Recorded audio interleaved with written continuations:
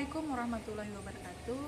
Perkenalkan, saya Rawina dari TK Negeri Pembina Kecamatan Batang Alai Selatan, dan rekan saya Ermadiani Mukti dari SDN 2 Panggung. Dan saya Rusmiati dari SDN 1 Samhura. Kami adalah calon guru penggerak Angkatan 10 Kabupaten Hulu Sungai Tengah dengan pengajar prakteknya Ibu Siti Aisyah, dan fasilitator kami adalah Bapak Edi Sucipto. Kali ini kami akan mempraktikkan bagaimana proses coach dan coach dalam supervisi akademik. Selamat menyaksikan. Assalamualaikum Ibu Rusmi. Waalaikumsalam Bu Dina.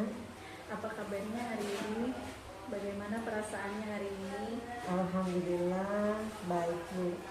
Baik Ibu, pada kesempatan hari ini kita bertugas sebagai Ibu Rusmi bertugas sebagai coach ya hari ini. Iya Bu. Betul.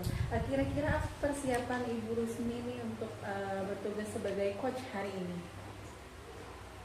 Baik Bu, tentunya persiapan kali ini saya akan merujuk ke metode alur tinta ya Bu. Betul, ya. Nah, yang dimana dimulai dengan menentukan tujuan, kemudian melakukan identifikasi, lalu rencana aksi, dan terakhir tanggung jawab Bu.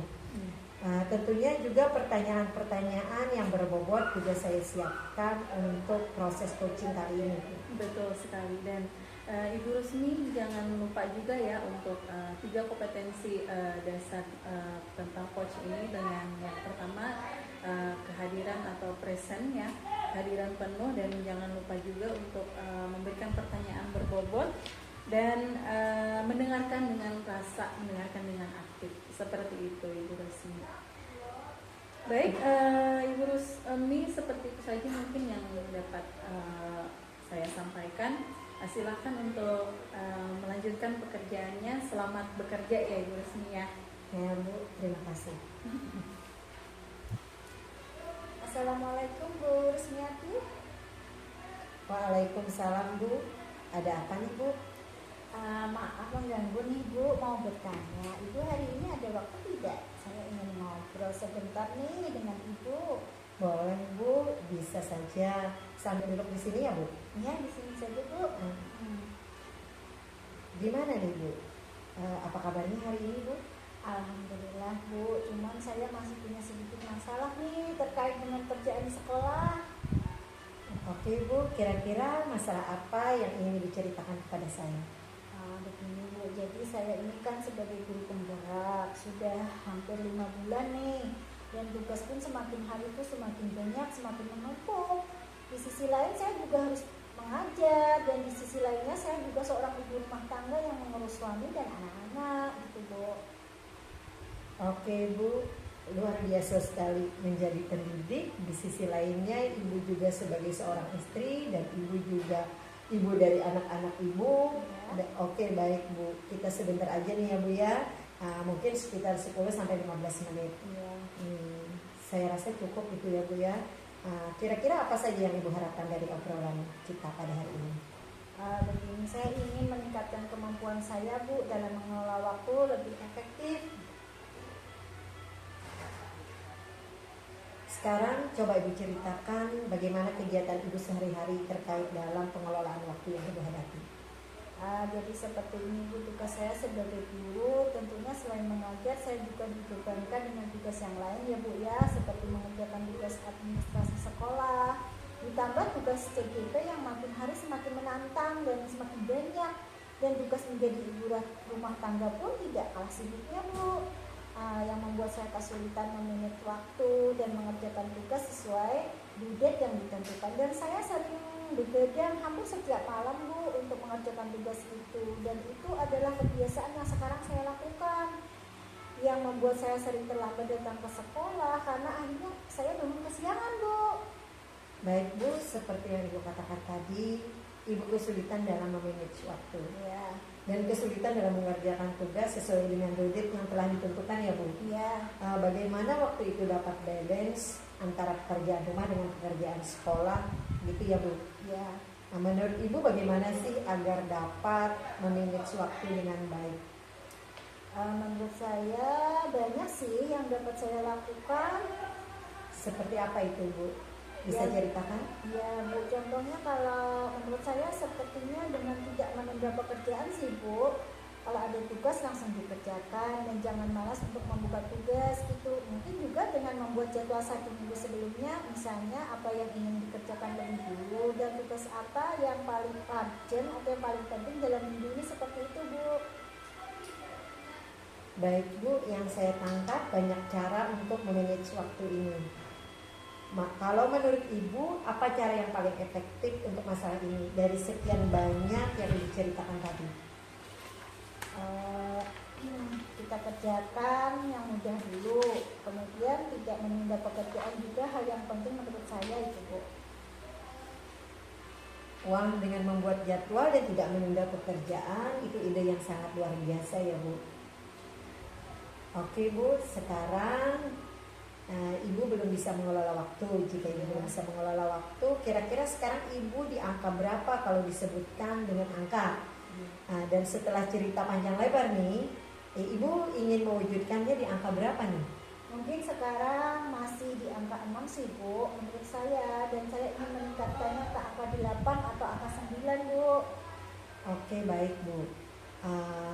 Dari yang sudah Ibu sampaikan tadi, Ya. apa nih kira-kira rencana Ibu ke depannya? Rencana saya akan mencoba tidak menunda waktu lagi Bu, membuat jadwal pekerjaan saya dalam 1 minggu atau 1 bulan ke depan gitu. Bagus sekali nih. Kira-kira kapan nih akan dilaksanakan untuk membuat rencana tersebut? Apakah dalam waktu dekat ini Bu? Kalau menurut saya sih Bu, seharusnya bisa secepatnya ya, karena tugas ini kan setiap hari selalu ada sih gitu. Jadi mungkin besok atau lusa saya akan membuat jadwal dan menyelesaikan tugas-tugas sesuai dengan due date-nya Bu.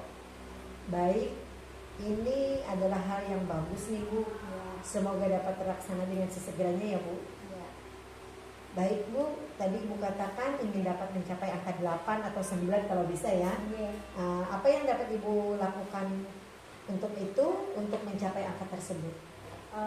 Saya akan mencoba tidak menunda waktu lagi dan membuat jadwal pekerjaan saya dalam 1 minggu atau 1 bulan ke depan Bu. Bagus sekali nih, kira-kira kapan nih akan dilaksanakan untuk membuat rencana tersebut? Apakah dalam waktu dekat ini Bu? Kalau menurut saya seharusnya bisa secepatnya sih Bu, karena tugas ini kan setiap hari selalu ada gitu ya Bu. Jadi mungkin besok atau lusa saya akan membuat jadwal dan menyelesaikan tugas-tugas sesuai dengan due date-nya. Baik, ini adalah hal-hal yang bagus nih Bu. Semoga dapat terlaksana dengan sesegeranya ya Bu. Wah, luar biasa sekali. Baik nih Bu, nggak terasa kita udah di akhir sesi ya. Apa yang Ibu dapatkan setelah ngobrol pada hari ini? Banyak sih Bu. Yang pertama, awalnya saya tadi merasa stres, bingung, dan sekaligus ragu untuk melakukan hal yang baru bagi saya. Setelah itu saya merasa senang dan bahagia Bu, ternyata bisa menemukan solusinya. Oke, alhamdulillah. Kalau begitu sampai di sini dulu nih pertemuan kita. Mungkin kita bisa ketemu lagi 1 atau 2 minggu ke depan. Saya mau dengar cerita Ibu nih bagaimana setelah ini. Ya Bu? Baik Bu, terima kasih. Izin pamit ya Bu. Assalamualaikum. Waalaikumsalam. Alhamdulillah ya, hari ini tadi sudah selesai proses coachingnya hari ini, dan saya mengamati gitu ya, Ibu sudah luar biasa sekali hari ini, dan menurut saya Ibu sudah mempunyai 3 kompetensi ya Bu ya untuk proses coaching supervisi akademik ini. Yang pertama kehadiran penuh atau present ya Bu ya, dan tentunya Ibu Rusmi juga mendengarkan aktif dan memberikan pertanyaan perasa yang ada rasanya gitu. Jadi tidak pertanyaan itu terbuka gitu. Dan selanjutnya ada pertanyaan juga yang berbobot, menurut saya sudah memenuhi. Kalau menurut saya, kalau saya memberikan skala dengan nilai nih Bu ya, 1 sampai 10, mungkin Ibu Rusmi sebagai coach di angka 8 sampai 9. Kalau menurut saya itu sudah sangat bagus dan memenuhi 3 kompetensi tadi ya Pak ya. Mungkin itu saja observasi dari saya. Saya ucapkan terima kasih ya Bu ya. Sama-sama Bu, terima kasih juga. Terima kasih Ibu Rusmi, izin pamit. Assalamualaikum warahmatullahi wabarakatuh. Waalaikumsalam warahmatullahi wabarakatuh.